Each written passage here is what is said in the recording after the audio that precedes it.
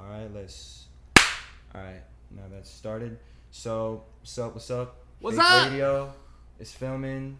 We got Damage on the show. The fuck is up? How you doing? I'm good. I'm chilling. Huge I'm fan. chilling.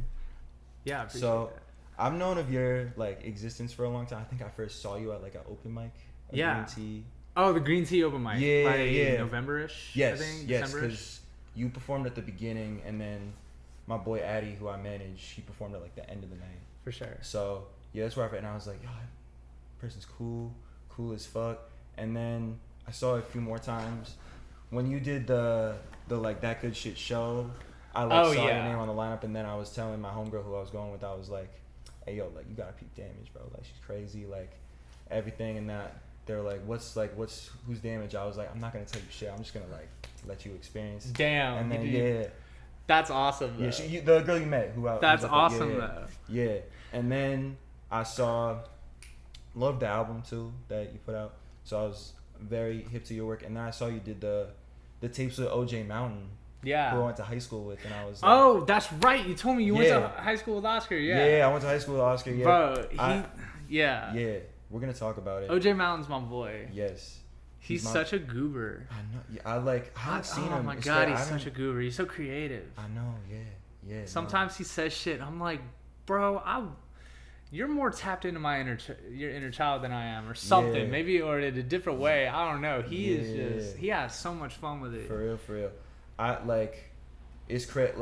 like scrolling through my Instagram like a while ago, but because I don't like have anything, like I don't delete. So like back like 2018, like 6 years ago, I did like a radio, like an FM radio show. It wasn't like interviewing or anything. Okay. But it was an FM radio show that I had on like this college, Fitchburg, which is like an hour outside of Boston.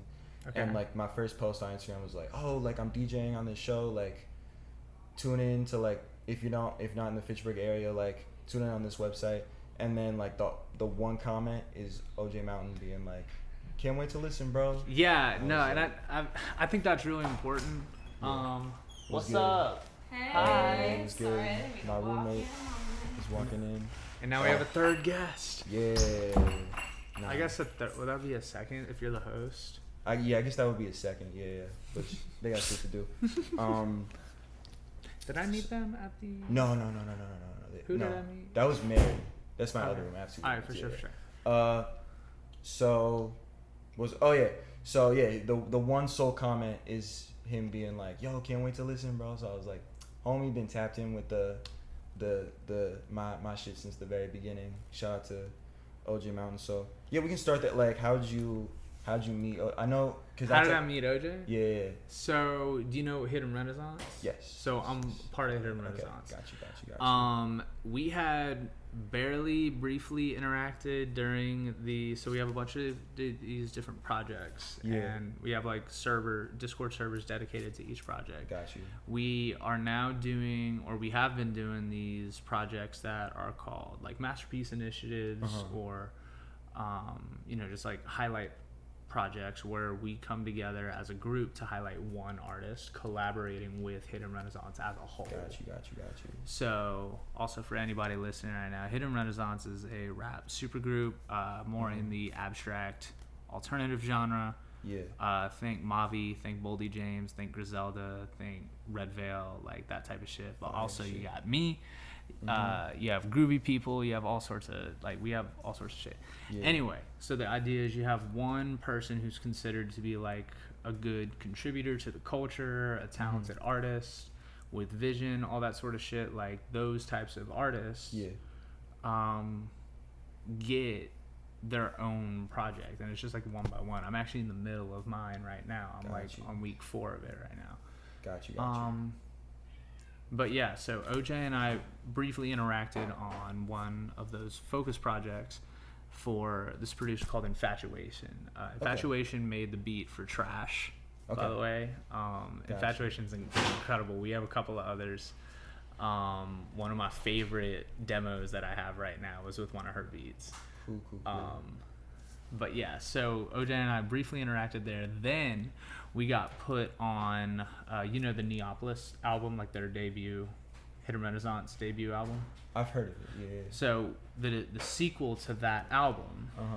it's titled Ba Sing Se, Mm-hmm. to give away the ending, but it was this big competition, the Neopolis 2 project. Yeah. You had 4 different teams, 40-ish people each, producers and rappers, like even mix, with the task of submitting up to 4 demos per team per week. For a total of 16 demos per week for 8 weeks. Got you. So OJ and I were on a team together. Each team was named after a mythical city, and the winner, whoever's team got the most songs on like the final album track list, gets the album named after their team. Got you. And so we were all named after different mythical cities. So there was Ba Sing Se, who was the winner.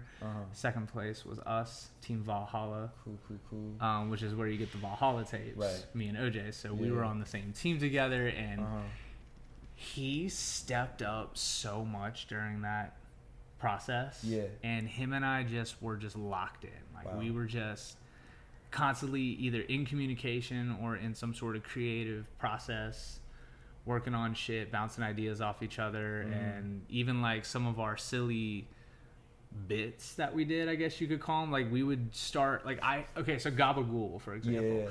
Gabagool was a joke. Yeah. I didn't mean like when I recorded that, like that whole intro with the hey about the Gabagool. Yeah.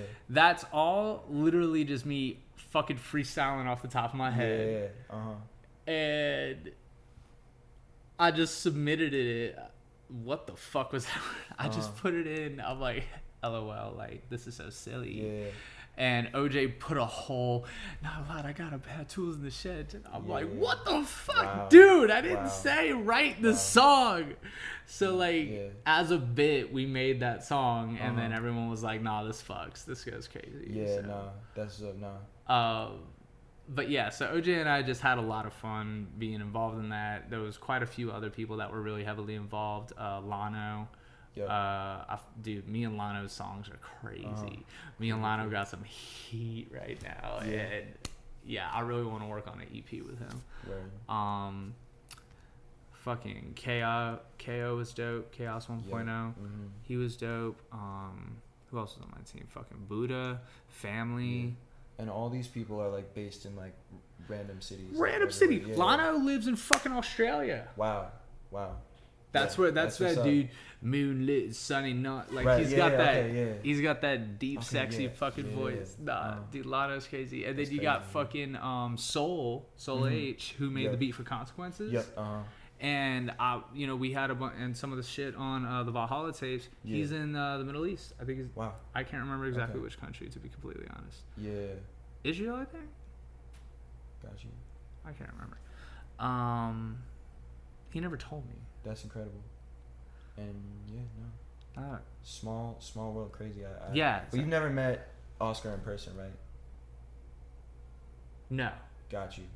I don't know why I had to think about that. I haven't. No, yeah. No. And you know who else I realized OJ knows? Spilly Cave. I don't know who that He's is. from Allentown, Pennsylvania. Oh. Okay. I think I know. You know who I'm talking about? He's kind of like really lo-fi. See, we went to high school together, and then I stayed in Boston, and he went to. From Boston. Shit, I don't know why I thought y'all were from Philly. No, we're from Boston. Yeah, he went to Temple, so he was based in Philly. He moved to New York recently, which I was mad because I thought he already moved to New York, and I was in New York for a week, and I texted him like, "Yo, you live in New York now?" And he was like, "Nah, I'm thinking about it though," and I was like, "Oh, word, well, like, cool." And then he moved to New York like a week later. I was like, damn. But yeah, we're from Boston. Not yet thinking about it, bro. Are you? I was like, you're not thinking about it. That's whimsical as fuck. I know, yeah, that's cool. I was like, damn. But yeah, shout out OJ. He knows. You know OE. Okay, OE's another guy who I went to college with. Okay. And OJ Mountain, aka Oscar, used to be named OS. And on this podcast, during the pandemic, I was like, we should do a OE versus OS rap battle. So then I did that, and then coincidentally, that dude OE moved to Philly like a year later. Oh So shit! Okay, they've tapped in. okay, I haven't okay. seen Oscar in person since Family Famous 2019. So that's a Boston thing. But that was like so long time ago. But we still talk. But yeah, you got 2 albums, right? The self-titled came out end of last year. Yeah. So I gotta ask, what's like the 3? I know you were like, what's the 3? About it on another Okay. Yeah. So the 3 means a lot of different shit. It means, it represents the connection between who I was in my past. Got you. And who I'm becoming. And like healing, in the process of like healing from my trauma and like moving on and becoming like a better person and getting more in touch with my spirituality and, you know, just living a good life. And then damage being the medium, the tool, the vehicle that allows me to go through that. And it's just a means of expression. Okay. But then there's also a bunch of other stuff with like branding and unique searchability is one thing for sure. Like when you search DAMAG3, nothing else comes up. There's like true. You can't conflate me That's with what's nothing. up. You can't confuse me with nothing. Like I am unforgettable, unmistakable. For real. And so that's just something that I just gotta ask. There's also some cool symmetry about everything. So. Yeah. Also, where are you like from? Like, I'm from a small town in Louisiana called like, it's Covington, but it's more like Folsom. Oh shit. Okay. But if I say Folsom, I'm like, it's easily like 12 miles out from Folsom, which up there is not a long distance. But Covington's like a much bigger town now. Like it has a fucking Mercedes dealership. Like it's a city. Gotcha. It was a really small town. How close is it to like New Orleans, like that? It's depending on traffic, about an hour and change. Okay. And then it's about an hour and a half, hour and 20 from Baton Rouge, which is where I lived for the past 8 years before moving out to California. Got you. I moved out to San Diego with my ex last summer in July. Okay. And found out that LA was the place to be. So she finished her residency and went home. Yeah. And I came up to LA and crashed with Rain, and now we have a house together. Word. Yeah. Word. I kind of crash landed in California, and here I am, just like. So wait, how long have you like been in like Los Angeles? Like in Los Angeles since February. February 4th was when I moved. So wait, so like the day the Grave music video came out. Wow. Okay. Cool. I was sweaty as fuck when I posted the video. Yeah. I was like, I did it from my phone. Wow. And it was like this big spiritual release, this video and the song. And I'm just like, there you go. Okay. And I'm like fucking unloading shit.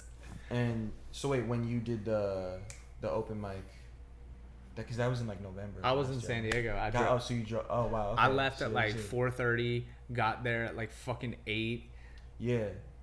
And then waited in line for an hour. Oh shit. We might have been in the same line because I was. And. Yeah. But you knew Barry, right? I did know Barry. Okay, right, because I was like, they seem to have known each other. Yeah. Barry knew who I was, and I think wanted to just put me on stage and see what. I think Barry needed to sell me to like Annabelle and the rest of the people. That's Is it Kevin? I'm not. I'm not super into that. I go to all their shows, but bro, if you're listening right now, I'm so sorry. I feel like it starts with a K. I think you're right. I think Kevin. they do roll with the guy named Kevin. Yeah. Nah. Damn. But like I only met him like once. Yeah. And it's always Barry and Annabelle. That's awesome. Yeah. Annabelle is precious. I love her so much. Shout out. Shout out Annabelle Klein, dude. No, because my boy, because I was at work, but then my boy Addy, he had the day off, and that's the rapper I manage. Yeah. And so he was like, they're still setting up, LOL. I was like, oh, we definitely getting a spot. And then he was he was not at the end of the night, so I'm just like thinking like Yeah. Okay, that makes sense. So in your album, Dan, it's a concept album. Yeah, it's a concept. Yeah, so you're arguing with Nick. Yeah. So is that It's my dead name. Got you. Yeah. Got you. So then, and so like with the skits and everything, because there's a lot of complex. Do you like write the skits where that was improv? Yeah. Like, Yeah, I wrote those. Cool. Some of it was kind of improv. But yeah, I scripted it all out. Cool. I ran through it, wanted to find like natural ways to have these conversations. I'm gonna be kind of stepping it up, and I'm gonna pull back the skits on the sequel album. Okay. Because Damage is the first of a trilogy of albums. Yeah. I already kind of have like the whole thing. Right. Not written, but thought out. Mm-hmm. I'm going to do less skits, far less skits, and I'm gonna do 3 short films. Sick. That like really just like full 4K production, like high production short films that really dive in. The first one is called Loss, and I've already written it, and it's really powerful. I'm really excited to film it. Yeah. Then the second one's called Death, and then the third one's called The Need for Constant Work. Got you. And that's the name of the 3 acts that the album Heal is set up in. So it's Damage, then Heal, then Free. Free.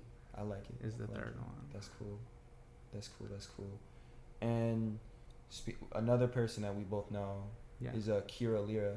Yeah, Kira Lakira. Yes, sir. Is what she's going by. She's not been on the show yet, but Kira Lakira is awesome. How'd you meet her? We met on the internet, and then she lives in San Diego, so that's like where I moved first. So she was much closer than any of the LA people. So it's just we became friends, and I adore her. She is one of my, I say she's one of my good friends. Cool. She's awesome. Yeah, sick. And so on the album you talk about the like large success of like your 2 singles, What Happened and Double Take. Yeah. Those are like so like when you like put out those, like What Happened being the first one, like what, like did you know it was gonna be? You've been following me since What Happened? I think the first like music that I listened to you from was the album. Okay, for sure. Yeah.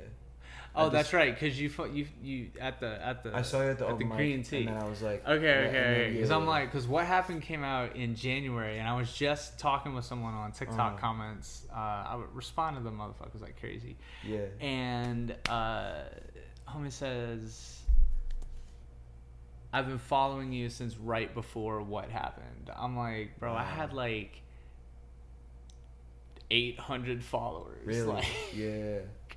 I had like on TikTok. I had like, I still had like fucking 300-400. Yeah. I'm not on TikTok, but I checked it. You have like 108K now on TikTok. Yeah, I have 108. Got you. I'm much more concerned about like Spotify numbers. Yeah. No, for sure. But that's. So, when What Happened, like, did you know it was gonna get as? When What Happened? No, I didn't. You didn't. I mean, every time I make a song, I'm confident in it. I know it's gonna sound good. It's just a matter of like when am I gonna get enough fucking eyes on it? Like I know it's good. I just gotta get enough eyes on it. And what's crazy is when I first got enough eyes on it, it was a lot of shit talking. Like people were not like, it found just like, I guess the wrong side, maybe a bunch of Playboy Cardi fans or something. Like they really didn't fucking like it. And also like I hate the hook of that song. I don't agree with it. I don't agree with like what it infers upon someone who has no context. Oh no, I feel of what I'm saying. Yeah. And like who I am. I think like a lot of the criticism I got from the initial reception of like the hook when I was promoting that, where people were like, oh, you're just like another white rapper talking shit about a culture you don't belong in. Yeah. I'm like, well, that's not what I meant. Right. But I can see, but like now I see, I'm like, that's exactly how it reads to people who just see me for 10 seconds. Yeah. Got you. And because of that, I'm like, honestly, fuck that. Like, that's some corny ass shit. So, call yourself out when you're corny. For It's got the juice. You gotta animate when I did that. You go. Yeah. No. So I smoked a joint before on the walk over here. What the fuck were we talking about? What happened? What happened? Yeah. So I tried. So I was getting a lot of pushback from that. And then I tried a couple of other snippets of it, and then I finally tried just opening straight out the gate with, "Bitch, I'll put a turf on a shirt." Yeah. That, and I woke up and that shit had 30,000 views, and I was like, I never get more than like 300, 400 max. Yeah. And the ones that were getting shit talk got like 1,200 to 2,000. Yeah. Like nothing crazy. Yeah. And then this one got like 30,000 and a bunch of streams. Yeah. Like I got like 800 streams in a day, and I was like, what the fuck? I got like a week's worth of streams in a day. Yeah. Don't you name drop J.K. Rowling in that? Yeah. Word to J.K. Rowling. I'll put a turf on a shirt. Yeah. Still one of my top selling shirts. It just says "put a turf on a shirt." Yeah. No, that's what's up. Yeah. But yeah, so I got some attention with what happened. Then, you know, I dropped My Time, which didn't really hit the same way. It seems that a lot of like my really chill, vibey, introspective songs is the type of stuff that I think a lot of alternative hip hop heads would like, especially like. I love My Time. Like those, and like Consequences and all that, Wave, Too Bad, like that's all stuff that I know would fuck with it. Just I don't know if it's like I just haven't found the right way to show it to them or whatever. But I can never get it to pop off on the internet. There's something about aggressive, brash, queer rage that TikTok fucking loves. Yeah, I mean, every time I try to go more for like what I believe is a more refined hip hop sound, and like push myself as a hip hop artist, not just as like push my energy levels. I'm like Consequences, I feel is like a totally different like lyrical level for me compared to something like My Time. It's just like it's disappointing, to be honest. I think I can see, because I definitely I've noticed that too. I never like thought about it consciously, but I've noticed like a lot of like the like big acts right now, like Cardi, Ken Carson, Destroy Lone, like they're all kind of in that same like screamo like metal. Yeah, like and it's like you know, because Prison goes crazy. I think also there is something about like the emotions that I'm tapping into. I don't even think it's like the genre itself or like the sounds. But I think that sound is my favorite way to convey that type of feeling. Interesting. When it comes to just like queer rage or frustration or fight music. That's just what I want it to sound like. I'm so excited for you to hear. I'm gonna show you Big Smoke. After Big Smoke is so fucking good. Cool. It's so good. It comes out on Friday. Oh, sick. Okay, bet. Comes out this Friday. Bet. It might be out by the time this is out. The 29th. Yeah, the 29th. Yeah, it'll already be out. Cool. Yeah. I'm looking forward to it. I'm manifesting you're going to have a situation where people are like, yo, you New Damage like days before Big Smoke came out and everything changed. No, I don't know. Who knows what's going to happen? This is like Double Take meets Prison meets Trash on fucking steroids. It's crazy. And I don't like, and what's awesome is someone was asking me like what's changed. Like what's one of the biggest changes between how I approach songwriting and just being a musician now versus when I first started. Or like when I put The Present Moment out. And I was like, I really feel like my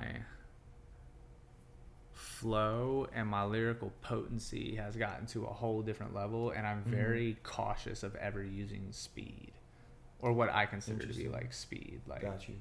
So what do you consider as like speed? I think like any sort of like 30-second note type shit. Like, okay, like when you really start like getting in that. I do feel like I keep like a medium to good stride. like pace wise, but I don't fucking sprint. Oh right, yeah. And I used to like do it in like little pockets but I feel like I'm pushing myself to be more creative with my cadence. Yeah. Which I think is significantly more important to how you can like emphasize what you're saying, and then focusing on the potency of what you're saying is really important too.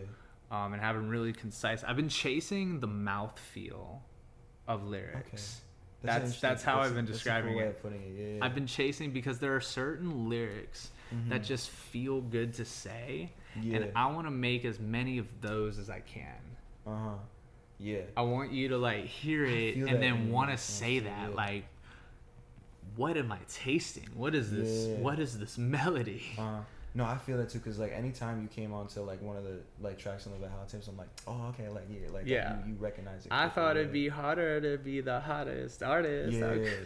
What? It's so weird. I know, yeah. I do love that line. I'm Conor McGregor, shoulder checking every Logan Paul in my section. Yeah. And you got a lot of features on your like. I love features. I love putting people on. I put everybody as primary artists, so everybody gets the whatever monthly listeners I get from that song, they get it too. Right. Yeah, I've noticed. So I always like to do that if I can. Yeah. Do you see it because you make concept albums? Do you see like the features as like a cast in your thing? Yeah. So like a lot of them are like people I came up with up to the process, like people that I just befriended, and I wanted to commemorate that by like putting them and making sure that the world knew that like these were the people that were around during this time when I was making this project and going through this time in my life. These were the people. That way, at any point in time, who knows, whichever one of us is like way up there, where we can, it's cool shit for the documentary. You know what I mean? No, like whenever like it's 10 years ago, and then like me and Roseblood and then Justy's over here and all my homies, we were there. Remember 10 years ago and y'all like threw that stupid little thing on my song? That was proud. That's what's up. Remember I sent you that YouTube beat? Yeah, you're my boy. Like, I want those moments, and I look forward to it. So I was like, let's get it in early. Like, let's just do it. Who cares? No, I respect that, because so many people are like weird about features on like their albums and shit. I'm like, they're weird. It can be weird. It depends on what you're trying to do. I think features expand songs. Absolutely. I and fully agree with you. Yeah. I know, like, occasionally it's time for me to just body a track all by myself. Like the original double take, but I mean, I think like the remix is so much fucking better. Nah, the remix is cool. It's so much fucking better, and having Sleazy come in right after that intro 8-bar is just hard as fuck. And then Lex went crazy, and like the whole thing teed up like one of my favorite verses I've ever written. That's cool. But did you write your verse after like the other? Oh yeah, I wrote my intro verse, and then I let them do their thing, and then I'm like, okay, now I gotta lay the land. I think I know what I'm gonna do here. That's smart. And I thought Lex was gonna challenge me a bit more and like push me a little bit, but because she's crazy with the bars, like she is super crazy, but she was like, it really just like the beat just didn't call for it. And I'm like, I appreciate that, because especially for people who can, like Lex, is the type of person that literally raps with Tech 9. Wow. Okay. I don't know. She's got 2 Tech 9 feet. Well, she's featured on 2 of Tech 9 songs. She's toured with them and all that sort of shit. Lex is legit. Cool. Shout out Lex Bratcher. Yes, sir. But she's so sweet. I really fuck with her. For someone who can lyrically do the shit that she does, and like with the technicalities and all the chopper shit, for you to be respectful enough of the needs of the song versus the needs of the rapper, which I think is a huge mistake that a lot of hip hop artists make. A lot of rappers, a lot of white rappers make this mistake where you, in classic capitalism fashion, prioritize your need individually as a rapper over what the song needs as a whole. Yeah. And you end up missing the mark so much more times than not. Yeah. Because you're overshooting, you're undershooting, whatever the fuck you're trying to do, you're trying to stand out. Which is interesting given that like you're the vocalist, the only sole vocalist during that particular portion. But you're not the only vocalist. And so because of that, and even if you were the only vocalist, it depends on what the fucking beat sounds like. Like going absolute, like the reason I think the Double Take remix is better is because there's no fast flows over that beat. I don't think the fast flows work as well. Like in retrospect, I feel like even though like in short little pockets, please don't be so jealous, tell them evangelicals, like it's not even fast as much as it is dense syllable wise. And versus like me really pushing the speed. I feel like my villain Eric and a little bit gets out in Paris as soon as I fit it. Like I was like, because like I was listening back to it, I'm like, man, there's so much. I feel like there's a more strategic way to approach this than just fucking my way through it. No matter how good it sounds, no matter like how, because I mean like the original Double Take goes fucking hard, like it's dope. But it's crazy to watch myself evolve over time. Got you. And like a lot of the stuff you're gonna start hearing over the next like 6 to 8 months is gonna be like I'm glad that you know my music and like you've been watching it grow, because it's gonna be like it's gonna be like so much fucking better. I'm excited for sure. And so when it comes to like other artists in the field, like who would you say are your like main inspirations, like flow wise, artistic wise? Oh, you're talking just in general. Well, it's funny because I just came from doing just that. I run and I have a fan Discord, and in the server I do regular live streams. And one of them is called DJ Damage, where the full title is DJ Damage Puts You On. Where I start going through 1 to 3 artists. Like I didn't have a lot of time today, so I just focus on Isaiah Rashad. Cool. Who's a huge inspiration for me. I love Isaiah Rashad.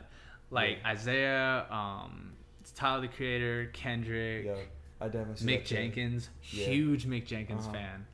Oh my god. I definitely see the influence. Lil Wayne, huge Wayne.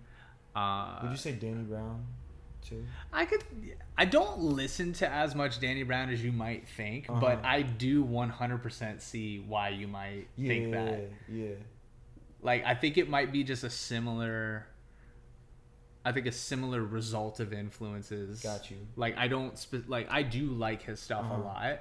I wouldn't say I'm like a Danny Brown stan to the point that it would leak out consciously into my music. But no, he's fucking fantastic. He's so funny. Trans people are my friends. I forgot he did that. Oh no, Danny, he seems like a really chill dude. But yeah, fucking Outkast. Love Outkast. I love Tupac. I said Wayne, Kanye, obviously, but R.I.P. that crazy motherfucker. Also, Lauryn Hill. Lauryn Hill for sure. Missy. Like there's just so many. There's so many good. All fire. All legends. Like contemporaries wise, like people that are kind of like in the sub. I'd say like the sub 500K people. Outside of Jev, I will say Jev. Oh, I love Jev. So Jev, we're not like tight, but like. Oh, but you know. We're acquainted. We're acquainted. I was talking to him today. Word. But I'd say like Gal the Arsonist is definitely a big inspiration for me. He is very creative. I'd say Perry Mason, Pertinence for sure. He's a sweet kid. Who else was I gonna say? Save Someone actually inspires me. And actually, Save Someone did all of the engineering for the debut album. Wow. Okay. Yeah, and he did a lot of like the post production. Okay. Yeah. I was about to. Did you do the production for? I did the production for Grave. Okay. That beat switch is sick on that song. Yeah. Uh-huh. No, yeah, Grave was fun. Yeah. And then Save Someone tightened it up with me. Got you. But I am starting to produce a lot more. Okay. Yeah.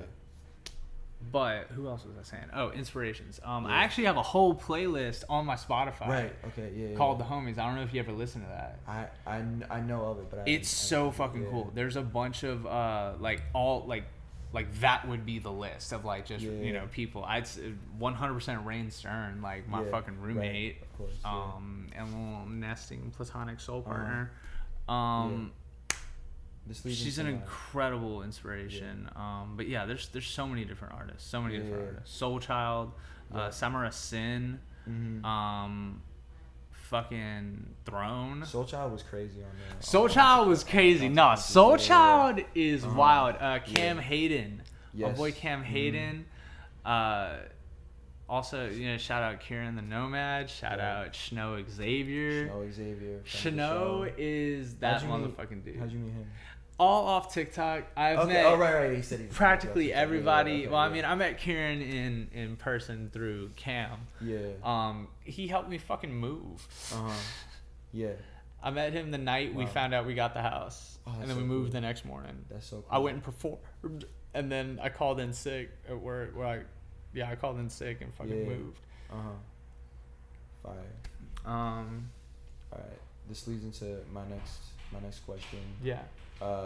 So I have a game on this show. You choose one person who you know personally, who you want to collab with, who you have not collabed with yet, and then one person who you don't know personally, who you love. One person that I know. Yeah. Personally. Call him out. Yeah.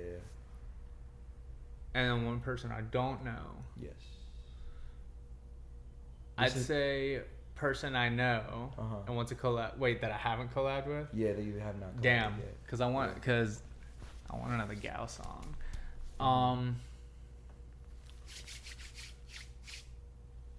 I would actually say Delila Bon. Okay.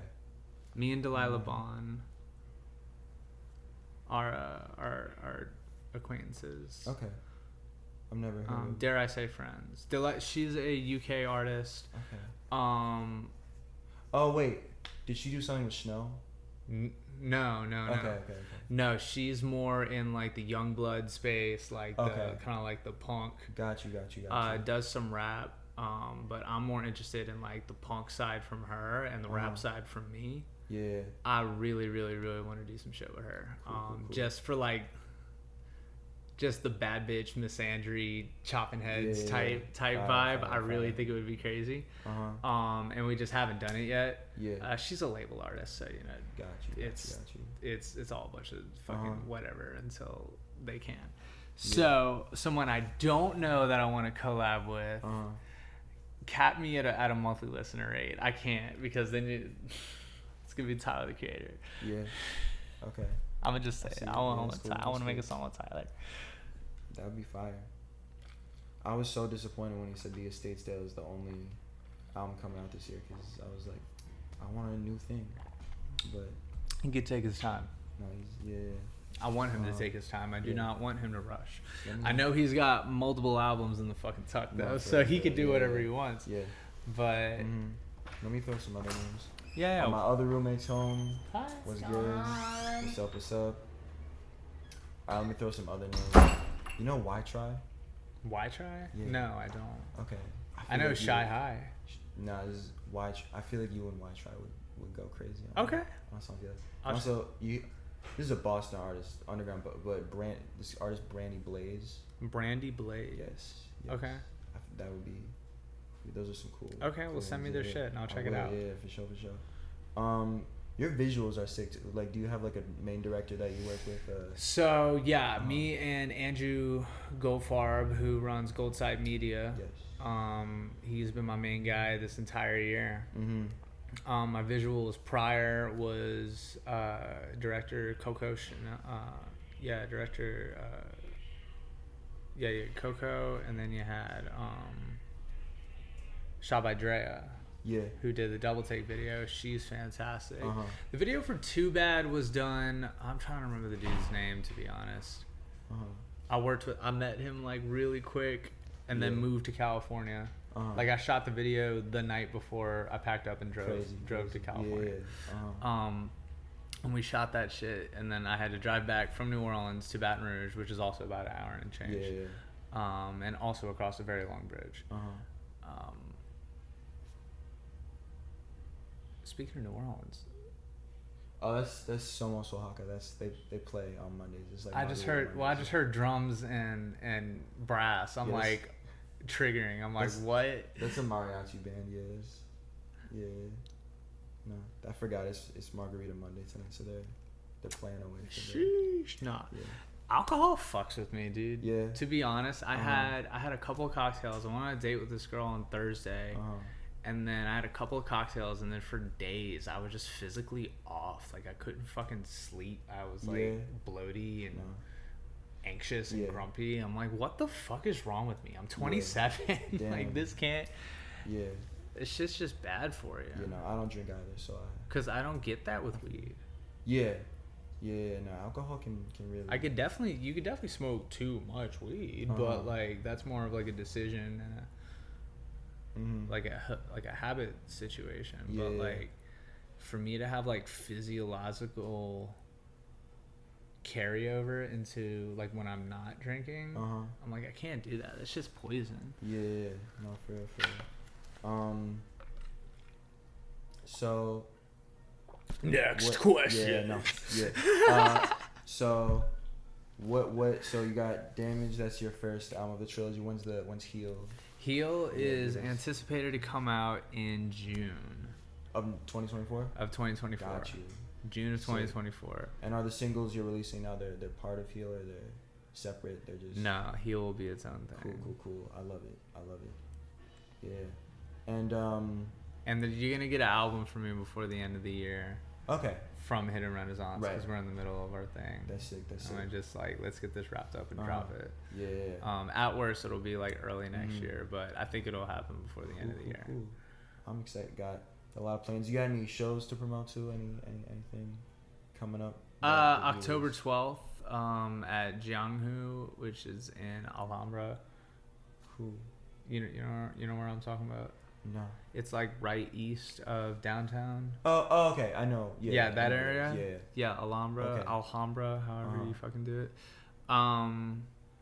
But yeah, October 12th, we're putting some shit together. It's not super official yet, but we're pretty sure we got it. Cool. Otherwise, no, I'm taking a break. I'm recalculating. I'm kind of looking around. Sick. But yeah, Big Smoke, September 29th, Friday. Fire. Tell your friends. Yes. Got the motherfuckers up in distress. Do you have like, some artists hate when I ask this question, but do you have like a favorite song of yours, or it changes? Yeah. It's tough because one of my favorites is not even finished written yet. Yeah. It's a song called Run, and I want Gao on it, but I also have my boy Ronan on it, and my verse on it is crazy, and I want to write another one. Yeah. But yeah, it's a really cool song. But I don't know. Trash has a special place in my heart. Okay. Yeah. Trash was a huge challenge for me. Yeah. It was like writing to that beat was really fucking. It took me a little bit to like figure out exactly how to do that. Yeah. And that song takes it out of me live. I don't think you've seen me perform that live. Or no, I did at the Sunday Sounds, because I had just written it. I remember that. Yeah. I just wrote it, and I was like, fuck it, I want to try it as my closing set. Right, because so there's Trash. Prison's really, really important to me. That one's really crazy. Grave will always be my baby. Yeah. Yep. That's because you only did that one song at the open mic where I. Well, yeah, I did Feelings, which is Feelings and Grave are basically like one song. Yeah. In my opinion. Yeah. No, right, because I checked out. Yeah, that's what I like looked for. Sorry, what was it? I do realize, I don't know, man. Love is beautiful. Yeah. It came together so out of nowhere. We just slapped it together in a couple of days and released it. Like, put it out. And then I came up with a meme idea, and I watched it go crazy on TikTok. And I'm like, it was a surreal experience. Yeah. So I'm like, how am I going to promote this? Like, I know it's catchy. Yeah. Let's just hope it's catchy enough. Yeah. And then we found like a specific meme to make with it. Yeah. That like celebrated like and just kind of celebrated people on the autistic spectrum. Yeah. Because I'm definitely on it like mildly, and Rain is definitely on it like significantly more. I'm on it as well. So. And I appreciate it was just so beautiful to like watch all these different people connect with it and be like, I love this sound, like it makes me feel seen, and this and this and that. There were a couple of fucking douchebags who were like drawing weird dots and making weird connections, but ultimately it was so beautiful to see everybody feel seen. And that's like what I want to do. Is I just feel like I've been seen so often musically, and I just want to be that for other people. True. And that's fine. It's incredible how me, you know, a trans girl, can be seen by so many men. Yeah. Musically speaking, but music is music. Like I don't think music has a genre. No. I mean a gender. Yeah. At all. Mm-hmm. Absolutely. Which is interesting. Sometimes I meet like I've met like a few girls who are like were weird about how many male rappers I listen to. Interesting. It was very interesting. I'm like, what are you trying to say, you fucking transphobe? Yeah. It was very strange. I was like, I don't know, man. Like, music is music. I don't think it has a gender. Yeah. That's true. Yeah. That being said, pretty much everything in my life is factored by male socialization. That's true. Like, it was like 24 years of my fucking life. Yeah. It's it's a lot. Yeah. No. It absolutely impacts like everything. Man, that shit is so fucking like trippy and fascinating to think about, like your entire sense of identity. Like it is such a trippy concept. It is trippy, it's beautiful though. And how like hip hop and other music like factors into it is like, absolutely. I mean, if you think about like that's all, like you are defining your identity musically in a very blunt and straightforward way. It's like I couldn't think of a better art form for me to be in. Like it just absolutely. It's interesting because as a teenager, I thought it was my destiny to be like this metal guitar prodigy. Interesting, yeah. And then I watched that genre, like not die, but kind of die. Like, like it just started going so digital, and just music started changing, and like rap started like really. I mean, it had been taken over, but it was like it really was overpowering, like metal and rock. And I'm like, man, all the exciting shit is over here. And then I'm like, I have never seen expression this eloquent, this thorough, this. I want you to take that clip, and then I want you to play like some fucking like Trippie Redd or some shit after it, like as a prank. That would be hilarious. But man, like there's just And would you say growing up in the small town you grew up in, like, how did, like, hip-hop kind of enter your hip-hop entered my sphere? I mean, hip-hop was all over the place. But definitely in high school, I'd say it was a big thing. Like, I was all around it in middle school. But especially when the Carter 3 came out. When the Carter 3 came out... Being in Louisiana, that was probably and then when the Carter 4 came out, I really dived. But like, no, when the Carter 3 came out, that was crazy. I was like, "What is that melody, sir?" Lil Wayne is the best. Crazy. Like, absolutely. Lil Wayne is the best. Like, fuck Eminem. Fuck, like, no. Yeah. Lil Wayne, 100%. Yes, sir. You've been saying that. Cool. So That's all the notes I got. That's all the notes you got? Yeah. Okay, Thank for you. sure. What time is it? It's 7:37. Yeah. No, right on time. Yeah. No, 7:60. I was like, isn't that like a lyric? 7:37. It's 7:67. Speaking of, apparently Drake's moving to Houston. Oh, he's moving there? Yeah, so my ex is from Houston. I was on the phone with her when I was driving over here. Yeah. He's buying like a whole fucking ranch. Wow. And allegedly is working on his Texas accent. Bruh, you already need work on your other accents. Why you? I'm like, nah, Drake with a Texas accent is going to break me. That'd be pretty, yeah. That's crazy. I want to hear it. He's buying the ranch for all his dogs. I see it. For all his This one's for all the dogs, I reckon. Yeah, no, for real, yeah. Well, thank you so much. Yeah, for for coming sure. On the show. It's an honor. Big Smoke this Friday. Smoke. Fucking listen and turn this shit off so I can play it for you. Yeah, I will. Yeah, Big Smoke, DJ Raxkilz, Damage. Shout out Jimmy K Feds in the Squeeze Squad, and we shout out. Yeah, shout out. Yep, they know. Yup, and we out. Yo.